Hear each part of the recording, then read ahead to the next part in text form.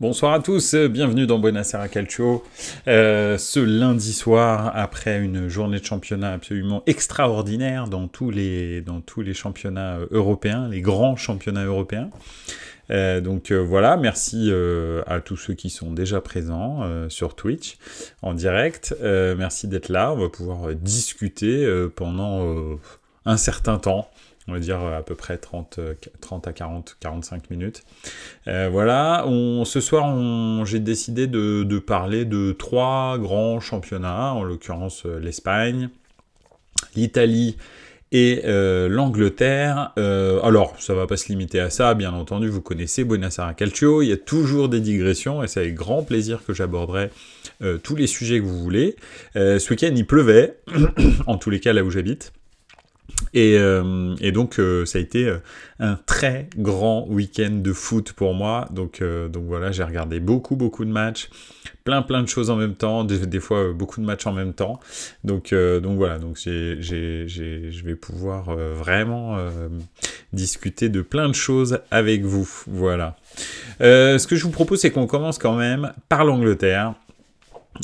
Et par Newcastle. Alors j'ai titré ça Newcastle n'y arrive pas.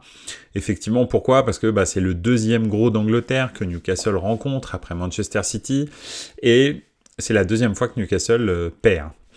Alors on voyait Newcastle un peu gros comme une maison cette saison après le très bon championnat qu'ils avaient fait l'année dernière, et enfin aussi le très bon recrutement qu'ils ont fait cette année, en particulier Tonali, j'en sais quelque chose, qui a été acheté très cher, mais il les vaut largement. Enfin, il les vaut. En Angleterre, il les vaut.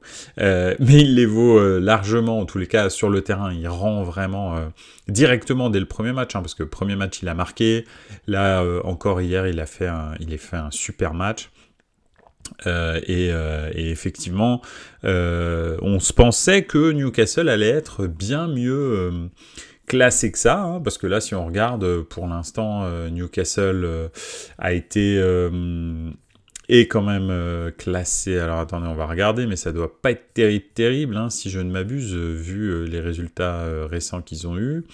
Newcastle, 13e du championnat. Bon, alors, il y a eu 3 journées, mais bon, quand même, 2 défaites et une seule victoire. Donc c'est pas génial. Alors ok, ils ont regardé Manchester City, ils ont rencontré Manchester City et Liverpool, mais si on prend le match d'hier, le match était quand même plutôt bien parti. Ça commence par une passe en retrait de Mo Salah pour Alexander-Arnold, qui fait du Alexander-Arnold de en ce moment. C'est vraiment très compliqué en ce moment pour Alexander-Arnold. Donc écoutez, effectivement, il rate son contrôle. Superbe ouverture en profondeur pour Gordon. Gordon, ce superbe joueur, vraiment. Moi j'adore Gordon, j'adore son état d'esprit, sa vivacité, sa technicité. C'est vraiment les nouveaux styles de joueurs anglais. Type Phil Foden, Mason Mount et Gordon. Pour moi, c'est un peu les mêmes, même si Gordon est un peu plus jeune que les 2 premiers. Gordon joue en équipe nationale Espoir. D'ailleurs, il a gagné l'Euro Espoir avec l'Angleterre cet été. Et effectivement, c'est assez impressionnant le niveau qu'il a, je trouve. C'est tout à fait... c'est quand même... nous, on parle de nos espoirs. Je parle de la France. J'en parlais tout à l'heure avec certaines personnes. Quand on regarde l'équipe de France Espoir, on se dit « Ah, et tout, ça peut être pas mal. On va peut-être aller gagner... les Jeux Olympiques. » Alors, ok, c'est sûr que s'il y a Mbappé dans l'équipe, ça va changer l'équipe. Mais l'Euro Espoir qu'a fait l'équipe de France là, ok, Sylvain Ripoll, tout ce que vous voulez, ça change pas que des joueurs comme Gordon, dans notre équipe de France, il y en a pas en fait. Des joueurs qui sont titulaires dans l'équipe deuxième du championnat d'Angleterre de l'année dernière, il y en a pas. Il y en a aucun. Et qui est un joueur majeur, alors majeur de l'attaque en tous les cas de Newcastle, très clairement il n'y en a pas, et il n'est pas tout seul, parce que l'équipe nationale anglaise, Espoir, a vraiment de très grands talents. Donc voilà, en ce moment je pense que la formation anglaise rattrape gentiment la formation française. Je trouve qu'ils forment des joueurs de très haut niveau.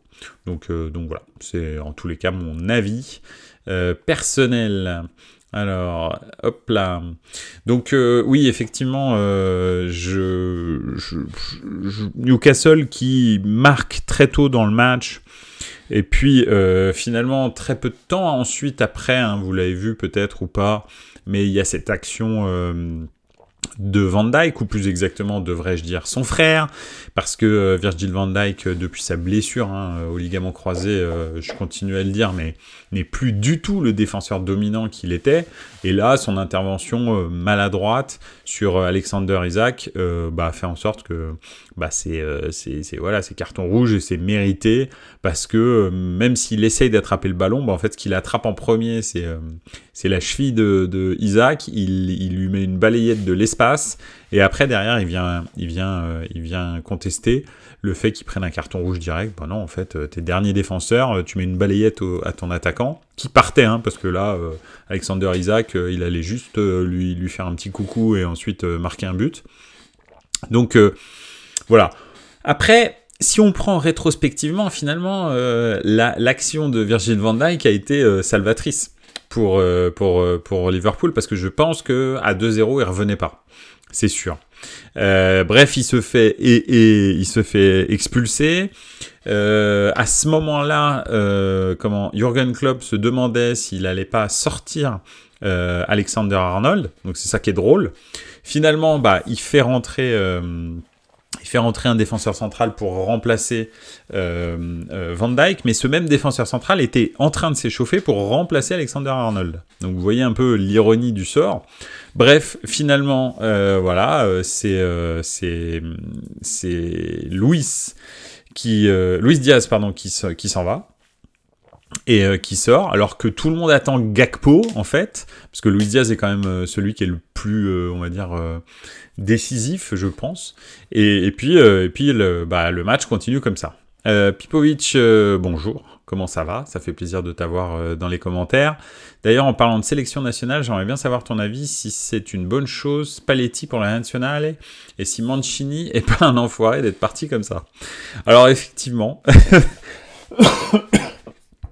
Mancini qui a dit, crié haut et fort, que c'est parce qu'on lui manquait de confiance en Italie que il s'en allait de la nationale, et qui, 3 semaines après, alors qu'on savait déjà qu'il y avait des offres de l'Arabie Saoudite, signe finalement ce contrat avec l'Arabie Saoudite, dont on lui avait parlé lors de son interview à la Repubblica, il me semble, et dont il avait dit non mais je pars pas du tout pour ça, etc.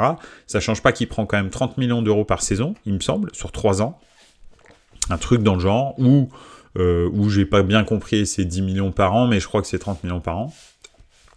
Donc oui, clairement, je pense qu'il est parti pour le cachet. Est-ce qu'on peut vraiment lui en vouloir? Je sais pas. En tous les cas, une chose est sûre, c'est qu'il est parti, et je pense qu'il était en fin de cycle avec la nationale. Et alors, oui, ça fait un peu mal, parce que c'est le sélectionneur qui a gagné l'Euro en 2021 avec la nationale, mais c'est aussi, je pense que la non-qualification en Coupe du Monde, là, définitivement...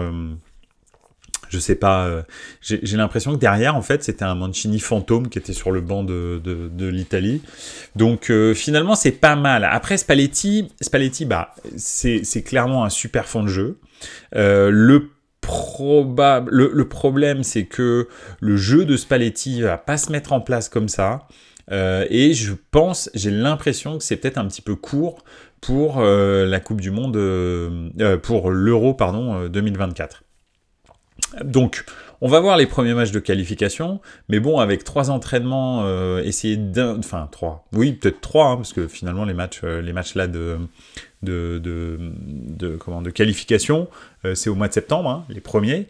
Donc ils vont avoir 4-5 jours d'entraînement. Vous avez vu le jeu ultra complexe du Napoli.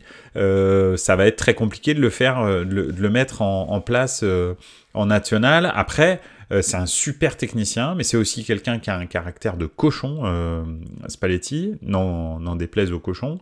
Mais Voilà, donc je sais pas trop ce que ça va donner. Il est possible qu'avec le président de la FIGC, ça fasse des étincelles. Et puis aussi avec les médias. Donc parce que il a été entraîneur d'une équipe comme Naples, d'une équipe comme l'Inter, etc. Enfin, il a entraîné des grandes équipes. Mais là, on passe en Italie, la nationale, c'est devant tout, et ouais, il va franchir un palier. Hein. Là, la pression médiatique, c'est même plus, c'est plus de la rigolade, quoi. Et puis en plus, il y a une telle attente avec cette Coupe du Monde, il va subir une pression. Parce que là, c'est 2 Coupes du Monde d'affilée que l'Italie a ratées de façon malheureusement. Alors.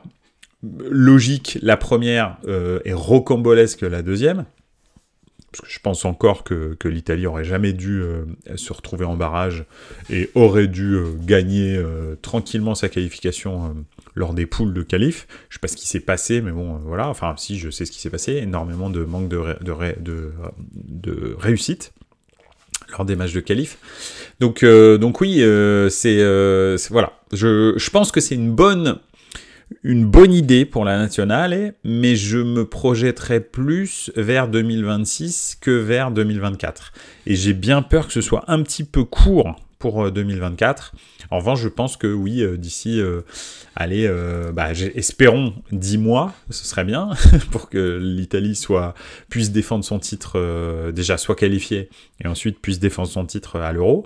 Mais ensuite, je pense que d'ici 2 ans, on verra vraiment la patte Spalletti sur le groupe de l'Italie. Donc voilà. En plus, il a des joueurs pour jouer comme il veut. Hein. Franchement, si on prend un peu individuellement les joueurs que Spalletti a, alors il a pas énormément de remplaçants, mais il a des bons joueurs, de foot. Maintenant, il y a des bons joueurs de foot. Et puis, si un Scamacca qui revient en Italie peut retrouver un peu la forme, qui tourne un petit peu avec Ciro Immobile, quoi qu'Immobile, je crois, a arrêté la nationale, hein, il me semble, il a mis fin à sa carrière internationale. Donc, si Scamacca prend le flambeau, que Colombo peut-être réussisse à être le remplaçant officiel de Scamacca, des Raspadori, des Barella, des joueurs comme ça, franchement ça peut être pas mal. Bastoni, Di Marco, il y a des bons joueurs de foot en Italie, il y a des très très bons joueurs, Tonali bien sûr. Etc. Calabria, il y a quand même vraiment Di Lorenzo, des super bons joueurs. Alors on a un problème avec le goal, en revanche, hein, c'est clair que Donnarumma, là, il faut déjà savoir s'il a envie de jouer au football, et puis ensuite on verra qui la nationale met dans les cages. Mais voilà, je pense que c'est une bonne nouvelle, une bonne solution, on va dire technique, néanmoins pas pour tout de suite. Peut-être que ça va être un peu court pour l'Euro. Voilà, mais il faut lui laisser du temps. Voilà, est-ce que on va lui en laisser? Est-ce que lui va pas péter un plomb? Ça c'est la petite inconnue. Revenons-en à nos moutons. Liverpool commence ensuite, une fois qu'ils sont menés 1-0, mais qui reviennent et qui sont en plus à 10 contre 11. Mais en fait, ils commencent... alors, ils subissent énormément, surtout en fin de première mi-temps. Alisson fait des arrêts de l'espace intersidéral. Et en deuxième mi-temps, Jürgen Klopp se dit, bon, bah de toute façon, foutu pour foutu, pourquoi est-ce qu'on mettrait pas l'attaquant à 110 millions d'euros avec des boîtes à chaussures à la place des pieds? Et il le fait rentrer, donc Darwin Núñez. Et Darwin Núñez, en fait, je pense que c'est un peu... alors, en plus, la nationalité fait ça, mais c'est un peu un Cavani. C'est-à-dire que il donne énormément d'énergie, très honnêtement. Il défend beaucoup, il fait énormément de pressing, il se donne, il est puissant, il est rapide, etc. Il n'est pas très technique, très honnêtement. C'est pas génial. C'est pas quand même avec balle au pied. On a vu, c'est pas Ronaldinho, quoi. On en est quand même relativement loin. Et les occasions, quand il doit réfléchir, en fait, il se foire. Quand il ne réfléchit pas, c'est-à-dire quand il frappe en première intention, il est très efficace. Et c'est ce qu'il a fait sur les deux occasions. Sur les deux occasions qu'il a, première intention, bam, frappe, but. Finalement, en plus, c'est deux occasions relativement semblables, même s'ils tirent pas exactement de la même manière, parce qu'il y en a une qui a ras du poteau, ras du sol, qui frappe le poteau et qui fait poteau rentrant, et l'autre qui est à mi-hauteur et qui va directement dans le petit filet, mais ça change pas que c'est le même esprit, donc appel en profondeur sur le côté, et puis effectivement frappe directement sans contrôle. S'il contrôle et qu'il commence à se demander où est le but, où est la cage, enfin où est le goal, pardon, t'es quasi sûr qu'il tire sur le goal ou qu'il rate la cage. C'est assez bizarre, et Cavani était comme ça. En tous les cas, lorsqu'il jouait au Paris Saint-Germain, c'était assez fréquent qu'il réussisse des reprises de volée de l'espace, mais que dès qu'il était en tête-à-tête, vraiment rien de spécial, il y a juste à mettre un petit plat du pied, en fait, il n'arrivait pas à mettre ce genre de but. Donc voilà, ils me font vraiment, vraiment penser l'un et l'autre à la même typologie d'attaquant. Donc voilà. Je pense que Darwin, faut lui dire, tu penses pas, tu frappes. Voilà, c'est tout. Tu fais des appels, tu contrôles pas, tu frappes. Donc, et je pense que il va peut-être faire une petite. Ça peut être le petit joker assez magique. Hein, ça peut le remettre sur le droit chemin. Ces deux buts là, ce doublé ultra important contre Newcastle, hein, parce que aller gagner 2-1 contre Newcastle en étant mené 1-0 et en étant à 10 contre 11. À 1 heure de la fin du match, très honnêtement, c'est compliqué quand même. Hein. Tu te dis, voilà, c'est quand même une équipe qui joue au foot. Et en fait, Newcastle, ils dominaient vraiment, je trouve, en première période. Mais ils se sont éteints. Ils ont été pas assez méchants, pas assez de caractère. Je sais pas, c'était assez surprenant. J'aime beaucoup cette équipe et ce projet. J'aime beaucoup leur entraîneur Eddie Howe qui fait pas n'importe quoi, et même on va dire le responsable du recrutement. Je sais pas dans quelle mesure c'est Eddie Howe ou quelqu'un d'autre, mais en tous les cas c'est très mesuré, réfléchi, etc. Mais là, je trouve qu'ils sont un peu dans leur plafond de verre et que contre les grosses équipes, ils y arrivent pas. Ils ont du mal là pour l'instant, en tous les cas en ce début de saison, alors que tous leurs joueurs sont là, ils sont tous en forme, ils font plutôt des bons matchs, mais en fait, ils sont pas méchants, quoi. Donc voilà. C'est assez bizarre. En tous les cas, Newcastle n'y arrive pas pour l'instant. Et on les voyait limite... Excusez-moi, je suis désolé, j'ai un chat dans la gorge. On les voyait limite concurrencer Manchester City pour le titre cette année, limite devant Arsenal.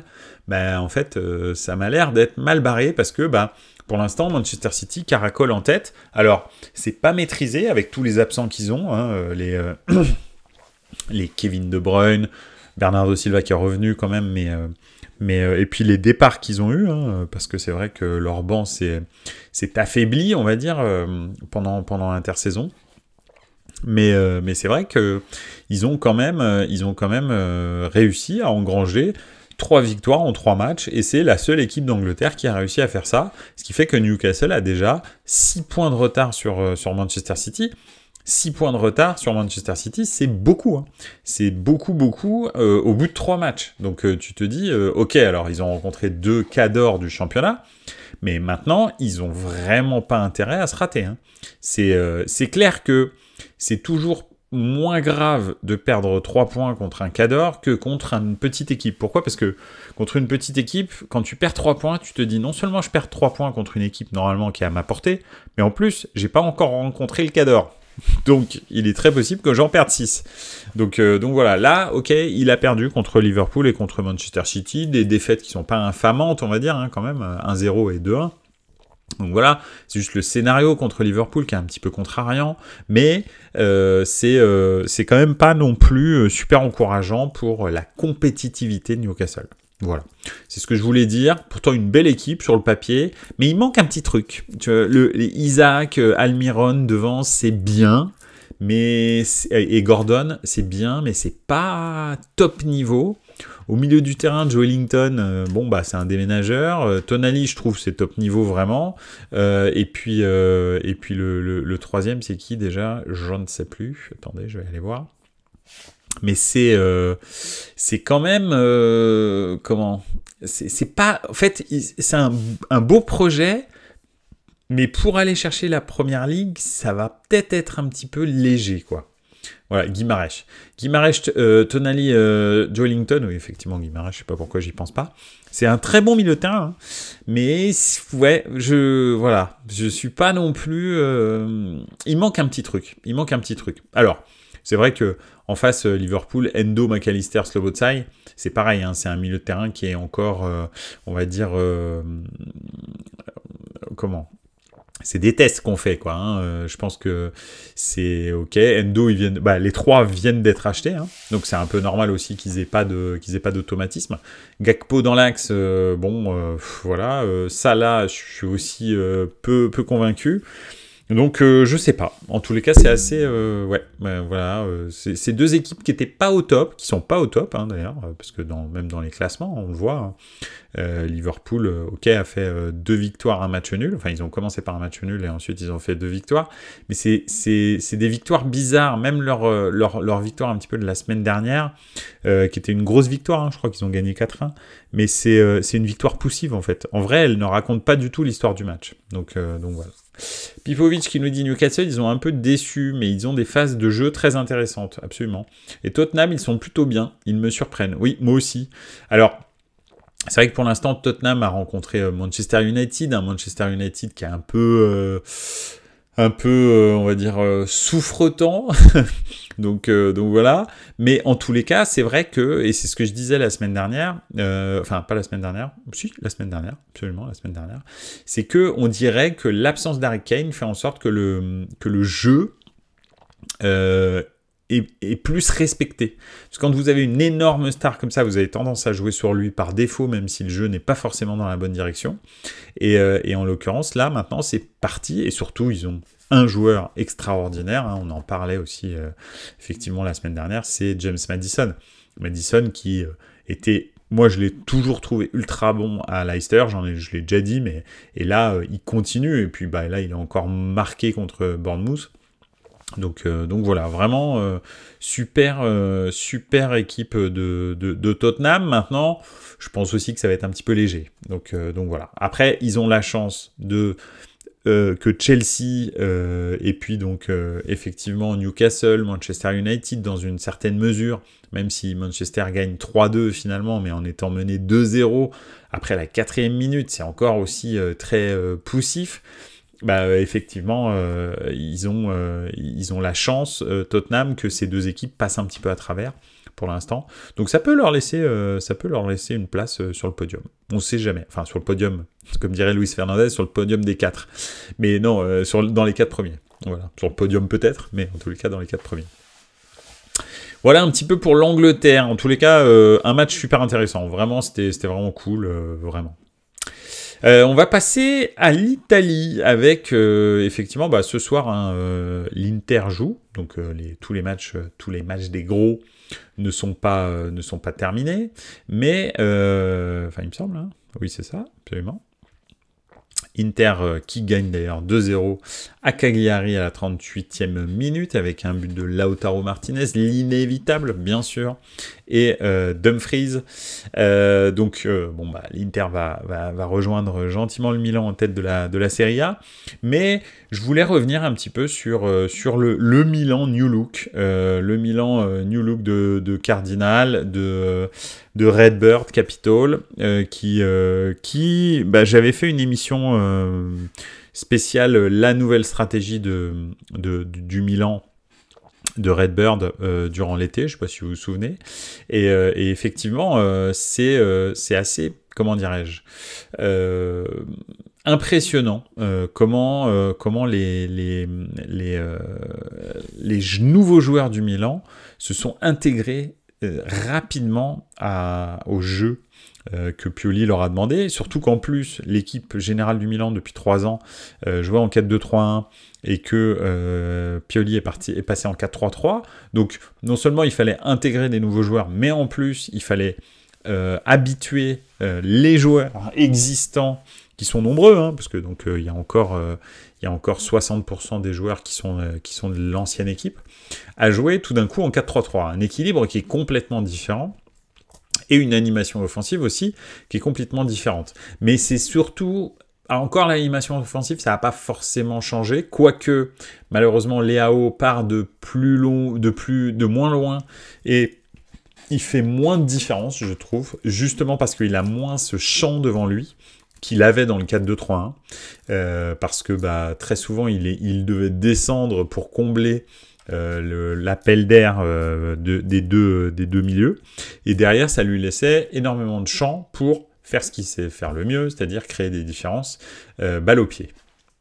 Là maintenant, comme il joue beaucoup plus haut sur le terrain, alors c'est aussi parce que Milan domine ses matchs, donc ça aussi c'est une nouveauté, enfin c'est pas une nouveauté, Milan a toujours dominé ses matchs, mais à ce point-là, là, c'est vrai que c'est plus impressionnant, ce qui fait qu'il part de moins loin, mais bon, ça l'empêche pas de faire des choses extraordinaires, comme sur le but, par exemple, de Théo Hernandez, où il fait une passe absolument délicieuse dans un endroit très très compliqué entre le défenseur et le goal, où si c'est trop fort, c'est le goal qui prend, si c'est pas assez fort, c'est le défenseur qui l'arrête. Donc voilà, donc c'est vrai que il a un rôle peut-être un petit peu moins décisif pour l'instant, hein, depuis le début de saison. Maintenant, ça va peut-être changer. Ça change pas que c'est le joyau du Milan. Le truc qui est plutôt pas mal, c'est qu'il a été rejoint, peut-être pas par des joyaux, mais par des pierres précieuses qui vont donner beaucoup plus de densité au Milan. On savait pas trop comment est-ce que ça allait se prendre, mais je fais une revue d'effectifs du Milan. Donc effectivement, en défense centrale, ça n'a pas vraiment changé. Donc toujours Théo Hernandez. La nouveauté, c'est Tomori, Thio, qui était à peu près la défense de la fin de saison, mais là, c'est officialisé. Thio et Tomori sont les deux titulaires, et Simon Kjær et les autres sont derrière, c'est-à-dire avec Kalulu. Et à droite, Calabria, Florenzi, Kalulu, ça dépend. Après, au milieu du terrain, et c'est là la grosse nouveauté, bien sûr, le départ de Tonali et la blessure de Bennacer a considérablement modifié le milieu de terrain du Milan. Et effectivement, Krunic, qui avait fait une super saison l'année dernière, bien meilleure même que la saison du titre 2022 donc pour Milan, Krunic qui n'est pas un joueur génial, mais qui sait tout faire dans un milieu de terrain, bien entendu, pas ailleurs, écoute, remplace Bennacer en numéro 6 et le fait très très bien, mais très très très très bien. Les gens qui n'aiment pas Krunic et qui sont supporters du Milan, je peux comprendre parce que c'est pas bling bling et c'est pas sexy, mais très honnêtement, c'est vraiment très très bien. Il est super bon en numéro 6. C'est vraiment très bien. Dans le 4-2-3-1, souvent il était un espèce de numéro 10 qui se transformait en numéro 6, en fait qui glissait entre l'attaque et la défense. Là, il a un rôle beaucoup plus stable et il se projette beaucoup moins parce qu'on va parler des deux recrues qui font vraiment des différences. Mais d'abord, je vais lire le commentaire de Pipovic. C'est difficile de ne pas s'enflammer en tant que supporter milanais, mais c'est clairement l'équipe la plus costaud de Milan que je vois sur le papier et sur le terrain de ces 5 dernières années. Oui, c'est pas faux. En tous les cas, sur le papier, depuis le début de saison, c'est vrai que les deux matchs qu'ils ont fait contre Bologne, dont on va dire un mot après, et là contre le Torino qui nous avait vraiment saoulé l'année dernière, c'est clair que c'est impressionnant en tous les cas. Maintenant, les calls hors catégorie arrivent maintenant parce qu'il va y avoir la Roma, suivi de l'Inter, suivi de la Juve, suivi de la Lazio. Donc dans 4 matchs, on saura où en est vraiment ce Milan.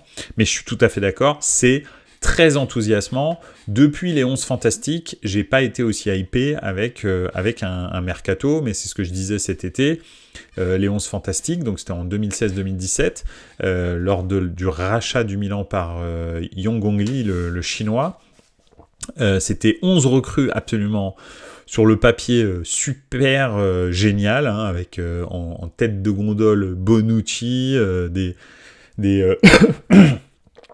Borini, Çalhanoğlu, Conti, etc., etc. Finalement, ça a été une catastrophe, cette génération-là de recrues. Donc, ça n'a pas l'air d'être le cas, là. Et en particulier, un joueur qui vraiment casse tout, c'est Reinders.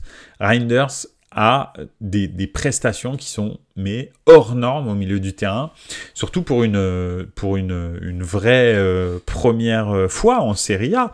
Ce joueur jouait en Eurodivisie, donc la Eurodivisie et la Serie A, c'est quand même deux divisions, enfin c'est pas le même niveau, on est d'accord. Alors même si avec la AZ Alkmaar ils ont été champions l'année dernière, mais Reinders est un milieu box-to-box, ultra technique, qui défend, qui a un volume de jeu incroyable. Premier match, il a couru 12 km encore hier, je crois que c'est à peu près ça.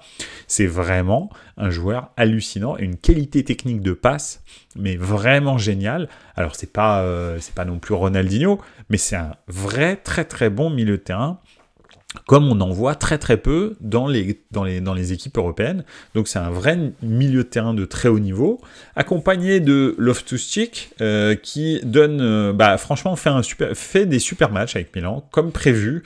J'ai l'impression que l'avoir sorti du contexte, et je l'avais dit aussi, de l'avoir sorti du contexte londonien où il avait grandi, etc., ça lui a fait beaucoup de bien. Il se concentre sur le travail, parce qu'il a beaucoup moins certainement de distractions autour de lui. Et c'est vrai que Loftus-Cheek fait des super matchs, et encore hier il fait des différences physiques. C'est surtout la dimension physique et l'impact physique qu'il met dans les matchs qui donne en fait une dimension complètement nouvelle au milieu de terrain du Milan, parce que à Milan il y avait que des petits milieux de terrain. Alors Tonali était physique, mais pas quand même à ce point-là. Benacer est tout petit, ras du sol. Krunic c'est pas le plus physique qu'on ait. Donc et Pobega, alors ok il est physique Pobega, mais le problème c'est qu'il contrôle pas son corps. Je l'aime beaucoup, franchement je l'aime bien. En plus c'est un mec intelligent, tout ça, mais bref, Pobega il est très gentil en troisième remplaçant, pourquoi pas, mais voilà. Là vraiment il y a une vraie dimension physique, et de Loftus-Cheek, et de son remplaçant du jour, Moussa, qui vient du FC Valence, qui est un Américain, lui aussi, comme Pulisic. Mais voilà, donc dans ce Milan américain, finalement 2 Américains, c'est vraiment pas bien. Et en plus, Moussa a fait une rentrée honorable, on va dire, pour son premier match. Donc voilà, il était suspendu le match précédent, enfin, dû à un carton rouge en Espagne. Donc voilà, donc c'est plutôt bien. En tous les cas, au milieu de terrain, c'est vrai que ça donne des idées, parce que si on rajoute à ça Benacer, c'est très très bien. Le seul problème, pas le problème, mais on n'a pas de remplaçant réel à Reinders. Reinders est très au-dessus, il a un niveau technique qui est très au-dessus de tout le monde dans le milieu de terrain du Milan, sauf peut-être Benacer, mais il joue pas au même endroit. Donc il n'y a pas vraiment de remplaçant, et je pense qu'un milieu de terrain sans Reinders, c'est plus le même milieu de terrain au Milan. Donc voilà.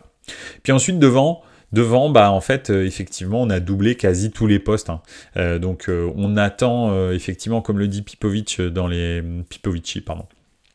dans les commentaires, et si Taremi arrive en plus, on va être très complet. Effectivement, Taremi du FC Porto, ce superbe attaquant iranien là, qui est vraiment très très très bon. Moi je le trouve très bon. Alors il n'a pas une mobilité de fou, mais en même temps, quand t'as Leao et puis Okafor à gauche, et de l'autre côté Pulisic, Chukwueze à droite, est-ce que tu as vraiment besoin d'être ultra vif quand tu es un numéro 9? On le voit avec Olivier Giroud, qui fait un très très bon début de saison. C'est pas du tout la vivacité ou la vitesse son jeu. En revanche, justement, il sert de point d'appui à ses flèches autour. Donc vraiment un effectif ultra complet. Qu'est-ce que ça va donner? Alors il y a plein de gens qui commencent déjà à dire est-ce que ce Milan peut être champion, etc. En tous les cas, ils font un bon début de saison, et ça faisait très longtemps que je les avais pas vus faire un début de saison aussi bon, parce que Bologne est une équipe très très piégeuse et qui joue très bien au football, et le Torino donc était une équipe, alors c'est vrai qu'ils ont perdu Singo, mais une équipe qui était très très enquiquinante la saison dernière. Et d'ailleurs Djuric, le coach du Torino, a déclaré à la fin du match que en fait il n'y avait rien à dire sur le match, et que Milan était beaucoup plus fort, et techniquement et physiquement, que l'année dernière, et bien entendu beaucoup plus fort et techniquement et physiquement que le Torino, et qu'il était impressionné par les renforts du Milan. Et donc c'est déjà on va dire une valeur étalon, effectivement. C'est très encourageant pour la suite, mais c'est ce que je vous dis. Moi je veux voir le week-end prochain contre la Roma, puis ensuite bien sûr le derby contre l'Inter, parce que je considère clairement que le concurrent numéro 1 pour le titre, c'est l'Inter, et effectivement dans une certaine mesure la Juve, comparé à leur calendrier. C'est-à-dire que la Juve est pas géniale. Hein. Hier, on l'a vu contre Bologne, justement, où Milan était allé gagner 2-0. Pas de façon facile. Et j'avais dit la semaine dernière, je sais pas si je l'avais dit dans Buonasera Calcio, mais je le dis, et je l'ai dit à des amis après le match, que aller gagner à Bologne, ça allait être très compliqué parce que c'est une équipe qui joue très bien et que le 2-0 était un très bon résultat. Et ben Bologne, hier, aurait mérité de gagner contre la Juve. Parce que, très clairement, à un moment donné, il y a un penalty bizarre dans la surface de réparation pour Bologne qui n'a pas été sifflé, et c'est vraiment très bizarre que ça n'ait pas été sifflé. Après, c'est vrai que, on va dire que sur l'ensemble du match, si on regarde l'ensemble du match, je pense que le match nul est justifié de par la physionomie du match, parce que la Juve a quand même en deuxième période énormément poussé et a failli marquer de nombreuses fois. En revanche, il y a un truc, c'est que il y a aussi eu des situations un petit peu bizarres dans la surface de réparation, je pense. Donc faudra voir, mais de la Juve, quoi, je veux dire. Donc voilà, pour la Juve, pardon. Ce qui fait que bon, allez, le match nul est pas immérité. Mais bon, aller faire match nul au Juventus Stadium quand on s'appelle Bologne, ça veut dire qu'on a une bonne équipe. Très honnêtement, surtout qu'en première mi-temps, ils auraient pu facilement en mettre deux ou trois, enfin deux en tous les cas. Donc potentiellement de prendre les 3 points. Donc non, franchement, une super équipe de Bologne. Et donc la Juve, en l'occurrence, a un calendrier qui va être beaucoup plus simple, et c'est pas trop maintenant qu'on va voir si la Juve peut être une contendante pour le titre, c'est quand les gros vont commencer à jouer les matchs de Ligue des Champions ou les matchs de Ligue Europa ou les matchs de Conference League, et que la Juve, elle, pourra préparer ses matchs tranquillement. Là, il est possible qu'on voit un vrai différentiel entre les matchs de la Juve, où ils vont probablement prendre les 3 points assez aisément, et les gros qui certainement vont perdre des plumes, et c'est là où ça va jouer. C'est pas parce que la Juve sera la meilleure équipe, c'est vraiment parce que la Juve aura des ressources physiques et mentales que les gros n'auront pas. Donc voilà. Pipovici qui nous dit: je vois plutôt le Napoli à la lutte que la Juve. Le Napoli joue très bien encore. Ciao Kutonujo, bienvenue. Alors oui et non. Oui, ça joue bien, mais alors tu sens que c'est pas Garcia qui fait jouer comme ça. C'est encore des circuits préférentiels de Spalletti, et j'ai trouvé quand même que sans cette espèce de rigueur spallettienne, je sais pas comment on pourrait dire, spallettienne, des fois il y a des attitudes ou des moves qui sont pas les bons. Autant l'année dernière, quand il fallait faire la passe, quasi tout le temps on faisait la passe. C'était vraiment une équipe qui jouait pour le jeu, quoi. Et là, ça commence à croquer un peu. Et puis, Garcia, je suis pas sûr que il ose dire quelque chose, parce que finalement, les joueurs et le club sont plus grands que Garcia. Et que je me demande si il va être à même de dire à je sais pas, au Osimhen, à Di Lorenzo, à des joueurs comme ça qui ont des gros caractères et qui sont dans le truc, ou même enfin je sais pas, à Lobotka, ou des choses qui a une personnalité quand même relativement particulière, hein, Lobotka, qui a eu de nombreuses années de dépression avant de réussir à s'épanouir au Napoli, hein, si j'ai bien tout suivi quant à sa vie. Effectivement, je me demande si Garcia va réussir à contrôler ça, parce que là, pour l'instant, effectivement, ça joue sur les mêmes bases que l'année dernière, mais tu commences à voir des gestes que tu voyais pas avant. Donc voilà, on va voir sur le long terme, et c'est pour ça que j'y crois pas. Après, le Napoli n'a quasi rien perdu, excepté quand même en défense. Kim, mais donc c'est quand même une grosse différence, mais pour l'instant ça s'est pas vu. On verra contre les gros, est-ce que effectivement le déficit de vitesse et de force que la défense a va vraiment se sentir ou pas avec le départ de Kim. On verra bien. Donc voilà. En tous les cas, pour revenir au titre recrue gagnante à Milan, pour l'instant oui. Maintenant, moi j'attends de voir contre des gros. Les 4 prochains matchs me diront qui on est. Et effectivement, si on fait des bons résultats dans les 4 premiers matchs, ça veut dire pas forcément tout gagner, mais en tous les cas, ne pas perdre contre l'Inter, gagner contre les deux clubs de Rome et faire un bon résultat contre la Juve, pareil, bah, on verra vraiment si ces recrues et l'intégration qu'en a fait Pioli, c'est très bien passé. Et si c'est le cas, chapeau Pioli, parce que franchement, changer et de système et 40% de tes joueurs, bravo. Franchement, s'il le fait, c'est chapeau. J'aurais rien à dire. J'aime beaucoup Pioli comme être humain.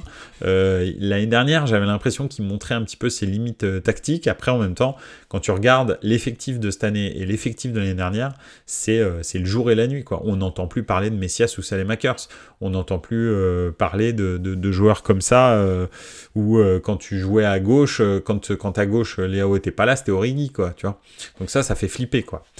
Deux petits bémols, c'est Chukwueze au Okafor. Chukwueze, pour l'instant, alors c'est simple, je sais plus, j'ai dit ça sur X, je crois. Chukwueze, pour l'instant, c'est un ventilateur à San Siro. Le gars court, c'est tout ce qu'il fait, et en plus, il court à contre-temps. Quand il a la balle, il fait strictement rien, excepté faire une passe en retrait. Donc, on dirait Bakary Sagna. Donc, ça fait un peu flipper, parce que Villarreal, c'était pas ça. Après, à Villarreal, il provoquait énormément, il faisait des grosses différences, mais il n'était pas très efficace. Ça, c'est vrai. Donc, j'avais l'espoir qu'en Italie, on lui apprenne l'efficacité. Là, pour l'instant, il fait plus aucune différence. Donc, est-ce qu'il est en préparation physique? Est-ce qu'il est en acclimatation? C'est possible, hein. Donc, voilà. Bon, même si l'Espagne et l'Italie, c'est quand même pas passé de l'Espagne au Danemark, quand même. En termes de culture, on est quand même relativement proche. Enfin, je veux dire, même climat, etc. Horaire, façon de vivre, tout ça. Même si, bien sûr, il y a des différences, on va dire, énormes entre l'Italie et l'Espagne. Mais c'est quand même pas, voilà, passer de, je sais pas, passer de Lecce à Newcastle, par exemple, ça peut piquer, je peux comprendre. Mais ça, là, quand même. Donc, voilà. Et Okafor, pour l'instant, très inexistant. Il court, mais il se passe rien. Il est pas dans les bons appels. Il comprend pas encore le jeu. Ou alors Milan n'a pas compris comment l'utiliser. Ça, c'est possible aussi. Et puis, à chaque fois qu'il rentre, un coup, c'est pour Olivier Giroud, un coup, c'est pour Léao. Alors là, en l'occurrence, il est rentré à la place de Léao parce que Léao avait pris un mauvais coup. Donc, bon. Je sais pas, bénéfice du doute, mais pour l'instant, ces deux recrues sont pas bonnes. Autant Moussa a fait une rentrée relativement bonne, il a fait des bonnes différences et tout, des bonnes passes, tout ça. Autant Chukwueze au Okafor, pour l'instant, c'est 0 pointé, et j'étais pourtant super hypé par ces deux recrues, limite plus que par Pulisic, alors que Pulisic fait des matchs absolument incroyables. Vraiment, je pense d'ailleurs que si on y pense, c'est probablement depuis les deux matchs, sur l'ensemble des deux matchs, le meilleur Milanais. Donc vraiment, franchement, avec Reinders, quoi, peut-être. Mais honnêtement, Pulisic, incroyable, impressionnant. Il marque encore là, mais surtout, il est au départ de l'action. Ok, il conclut, mais c'est surtout les départs de l'action, l'activité incessante de pressing, etc. Il amène en fait l'intensité de la première ligue en Serie A. Loftus-Cheek aussi, ça c'est vraiment plaisant. Donc voilà. Comme à gauche, c'était déjà rock'n'roll au niveau intensité avec Théo Hernandez et Léao. À droite, quand on a Loftus-Cheek et en milieu relayeur et Pulisic, c'est compliqué pour les défenseurs. Ils savent plus où donner de la tête. Hein. Donc voilà. Et puis une grosse densité physique aussi. Alors Pulisic, pas vraiment musculaire, mais vraiment très très gros volume de jeu. Donc vraiment bien. Voilà. Et puis c'est bien, en plus il a été recruté tôt, donc il a pu faire la préparation complète du Milan, donc c'est vraiment bien. Voilà en tous les cas pour les recrues gagnantes à Milan, point d'interrogation pour l'instant, parce que je vous dirai ça dans 4 matchs. Okutonojo qui dit déjà il court, c'est déjà ça. Ouais, c'est déjà pas mal, parce qu'il y en a qui courent même pas, mais bon. Et puis en plus il faisait chaud, donc un ventilateur ces derniers temps à San Siro c'était plutôt bien. Bon là maintenant il fait 12 degrés, donc ça a changé, mais voilà. On va terminer tranquille par le Barça et Yamin, Lamal. Je sais pas si vous avez vu le match du Barça cette semaine. C'était assez fou, vu qu'ils étaient menés quand même 3... Alors, ils menaient 2-0. Puis ensuite, le Villarreal est revenu à 3-2. Donc à 3-1, 3-2... 3-1, pardon. 2-1, 2-2 et 3-2. pour enfin perdre ce match de Villarreal 4-3. Donc le Barça est vraiment revenu du diable vauvert, même s'ils avaient très bien commencé le match. Ils ont fait un match qui était assez bizarre, clairement, mais il n'était pas maîtrisé du tout. Mais bon, les rentrées de Ferran Torres, et puis l'expertise de Lewandowski, et puis surtout, comme je vous le dis, le Barça et Yamin, et puis surtout Yamin Lamal, qui est à 16 ans et quelques, et titulaire au FC Barcelone, et fait des matchs complètement fous, probablement plus impressionnants que Ansu Fati lorsqu'il est arrivé au Barça. Ansu Fati, la première fois que j'ai vu toucher la balle, je me suis dit oh là là, c'est pas possible, ils en ont ressorti un. En parlant de Fati et de Messi, quoi, on va dire, parce qu'il était très très jeune aussi quand il a pris. Et c'est vrai que là, Lamal, c'est quand je l'ai vu jouer, là, j'ai regardé le match. Je regardais plusieurs matchs en même temps, parce que ça jouait en même temps que le match de la Juve, il me semble. Mais c'est ça, ou un truc dans le genre. Enfin, je regardais un autre match en même temps. Mais j'ai regardé une bonne partie du match. Et chaque fois qu'il touchait la balle, je me suis dit, mais qu'est-ce que... Mais c'est pas possible d'avoir ce toucher de balle et cette technicité, cet impact, ce physique aussi. À 16 ans et quelques. À un moment, il met une frappe sur une remise de Marcos Alonso. Il met une frappe sur l'angle de la lucarne. Tu te dis, waouh, ça va être compliqué quand même. Et puis, il dynamise le jeu. En fait, il est vraiment très, très, très, très dynamique. C'est, non, franchement, vraiment impressionnant. Et le Barça, qui a de gros problèmes pour investir sur le marché des transferts, hein, a réussi à sortir en 2 ans des joueurs comme Gavi, des joueurs comme Yamin Lamal. Donc, c'est assez impressionnant. Alors, être bon à 16 ans quand t'as zéro pression, déjà c'est impressionnant.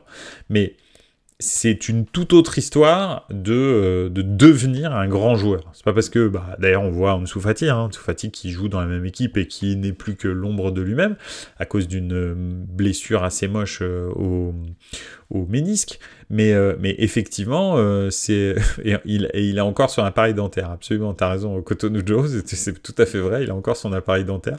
C'est normal, hein, je pense qu'on lui a mis il y a 2 mois, un truc comme ça.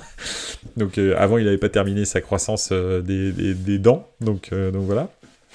Mais oui, effectivement, Ansu Fati qui était parti pour être un très grand joueur du Barça, finalement, si on prend ces 3-4 dernières saisons, c'est le néant, et maintenant il rentre pour faire des bouts de match par-ci par-là. Là, en l'occurrence, c'est lui qui a remplacé Yamin à la 76e minute. Donc ça ne garantit rien, mais c'est vrai que si il continue à travailler, qu'il se développe en plus physiquement, etc., en termes de performance physique, je pense qu'il est pas fini. Ça va être très compliqué de faire quelque chose contre lui, parce qu'il a des sacrées qualités, le petit. Et c'est vrai que le Barça a vraiment besoin de ça, parce que en fait, si sa formation n'assure pas, ils ont beaucoup de mal à recruter des grands joueurs. Alors, des fois, ils font des dingueries pour recruter des Lewandowski, Gundogan, etc. Mais ils sont plus compétitifs sur les têtes d'affiche que, par exemple, le Real peut recruter. C'est-à-dire que le Barça ne peut plus recruter un joueur comme Bellingham, par exemple, pour 110 millions. C'est impossible. Donc c'est ça la réalité. Alors qu'avant, le Barça s'alignait sur tous les gros joueurs, avec des transferts et des salaires qui étaient de l'espace. Donc c'est soit des joueurs comme Lewandowski ou Gundogan arrivent en fin de contrat, veulent bien aller au Barça parce qu'ils vont prendre un gros salaire et une grosse prime à la signature, et puis sont plutôt en fin de carrière plutôt qu'au début, en ce moment, plutôt que des joueurs top prime, quoi. C'est plus des joueurs qui vont au Barça, les joueurs top prime. Ils vont en Angleterre, ils vont, espérons pas en Arabie Saoudite, mais bon, pour l'instant, ils vont en Angleterre, ils vont au Paris Saint-Germain, et encore, même pas d'ailleurs. Bon, en fait, ils vont en Angleterre, ou ils vont au Real, en gros. Il n'y a pas 36 000 solutions, s'ils coûtent moins de 100 millions d'euros, ils vont au Bayern, en gros. Donc, c'est un petit peu ça le truc. Donc voilà, donc très très bien, la relève du Barça. Un match vraiment très enlevé. Moi j'adore Villarreal, je trouve j'aime bien cette équipe-là en Espagne. Je trouve que c'est une... Okutonujo qui dit ils peuvent recruter des Martin Braithwaite. Ouais, tout à fait. Mais Martin Braithwaite Prime. Donc, quand même, on est quand même dans le haut du chapeau du Martin Braithwaite. Donc oui, mais c'est c'est à peu près ça. Ouais, t'as tout à fait raison. Le Barça peut plus s'aligner sur des très gros joueurs et des très gros salaires. Alors, il donne encore des gros salaires, mais c'est au prix d'efforts surhumains. Je te vends les ovocytes de mes joueurs dedans 50 ans, quoi. Donc ils sont obligés d'hypothéquer le futur de leur club en vendant par exemple les droits télé sur 25 ans. Un quart des droits télé pendant 25 ans et hop, ils récupèrent 600 millions d'euros. Et c'est comme ça qu'ils peuvent se construire un effectif. Donc c'est assez compliqué quand même. Mais bon. En tous les cas, ils s'en sont sortis, et c'était assez miraculeux, parce qu'à un moment donné, quand Villarreal gagnait 3-2, le niveau de jeu, tout, rien n'y était. L'état d'esprit, etc., rien n'y était, et j'avoue que le Barça de cette année m'impressionne pas. Parce que là encore, ils s'en sont sortis par le miracle, mais c'est pas, depuis le début de saison, c'est pas génial, hein. C'est pas franchement génial. Donc voilà, je suis pas ultra convaincu par le Barça de cette année. On verra comment ça va se mettre. Mais c'est vrai que c'est pas non plus fou. Et puis quand tu regardes le banc, bah c'est pas non plus ouf ce qu'il y a sur le banc. Ok, bon, il y a comment? Il y a Ferran Torres, mais bon, c'est pas génial non plus. Eric Garcia à la place de Christensen, mais bon, est-ce que c'est vraiment meilleur? Je suis pas sûr. Et puis après, il y a pas grand chose. Alors, il doit certainement y avoir des blessés. Enfin, en plus exactement, j'espère pour eux, parce que ça en tous les cas, ça ne me dit rien qui vaille pour le Barça. Maintenant, c'est vrai que le Real est la seule équipe à avoir fait 3 victoires en 3 matchs en championnat d'Espagne. Mais en même temps, de qui plus outre, mais non des moindres, ils ont un blessé par semaine à peu près. Donc là, ils ont perdu Vinicius pour un certain temps, je crois que c'est 6 semaines, une blessure musculaire. Ils ont perdu donc Courtois, ils ont perdu Militao. Ça commence à devenir très compliqué parce que le Real a une très bonne équipe, un très bon 11, voire un 12, voire un 13, voire un 14, mais pas beaucoup plus, en fait. Sur le banc, après ça, en plus, Asensio est parti, etc., bah, il n'y a pas grand monde. Encore là, ils ont gagné contre le Celta avec un but de Jude Bellingham, encore une fois, mais à la 81e minute, dans un match qui n'était pas super maîtrisé. Donc, ouais. Voilà, l'attaque Joselu, Rodrigo, et puis à gauche, je sais plus qui c'est qu'ils avaient mis, mais qui est-ce qu'ils avaient mis à gauche? Attendez que je regarde ça parce que c'était marrant. Vu que Vinicius est blessé, hein, c'est pour ça que je vous dis ça. Vinicius s'est blessé et ils ont fait rentrer.